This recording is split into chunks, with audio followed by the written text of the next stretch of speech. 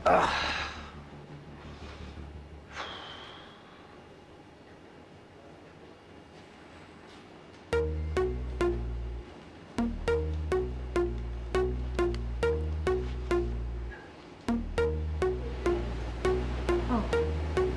don't tell me pumalpak si Papa.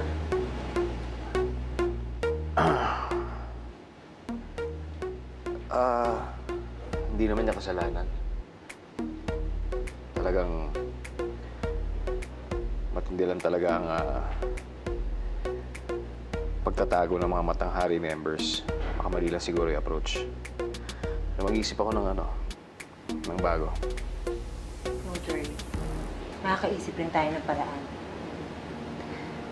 Ako na lang siguro ang lalapit sa kanya. I'm sure. Hindi na makakatawa sa akin.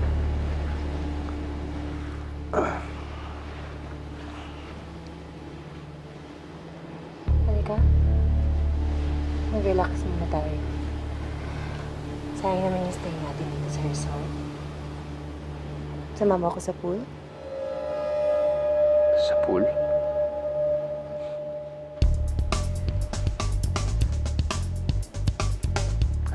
Ano kasi, medyo puyat pa kasi ako. Wala akong masyadong tulog. Kaya, siguro ikaw na muna. Pahinga na muna ako. Enjoy. Yeah. Good luck.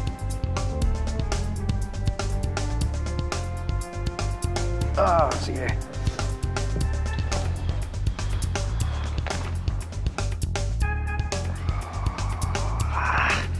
Hindi swabe.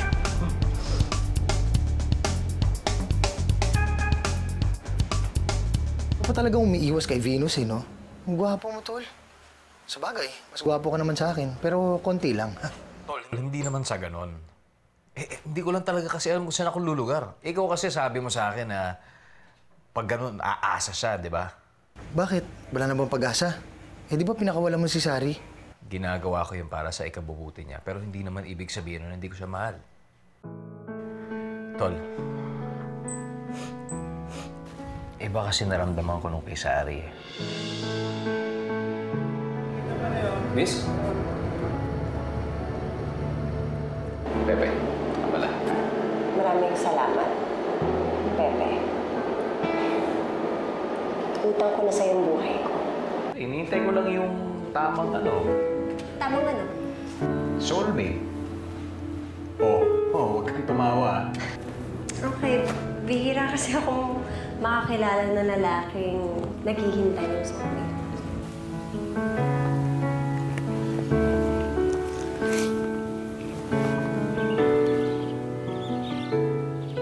Nung una ko siya makilala, parang, alam mo yun, biglang tumibok yung puso ko. Hindi ko alam kung magiging maayos yung buhay ko sa kanya. Ang hirap sa'yo, Tol. Ang taas na expectations mo sa love. Hindi naman lahat ng mga tao pat katulad niya ni Sari na nai-inlove ka agad sa isa't isa, eh. Diyos ko, yung iba nga dyan parang aso at pusa pero sila nagkakatuluyan. Meron naman dyan, dahan-dahan na de-develop dahil sa pagkakaibigan nila o sa lalim ng pinagsamahan nila. Teka, akala mo ba gusto mo si Venus? Ba't parang tinutulak mo siya sa akin? Ganito ako magmahal, eh. Kahit na masaktan ako, basta masaya siya. Eh, siguro nga kayo ni Sari ang soulmates. Pero hindi naman lahat na soulmates nagkakatuluyan, eh. Pasalamat ka na lang na isang beses sa buhay mo, nagkakilala kayo. Pero, Tol, pagbigyan mo naman sarili mo ng chance para sumaya at magpasaya ng ibang tao.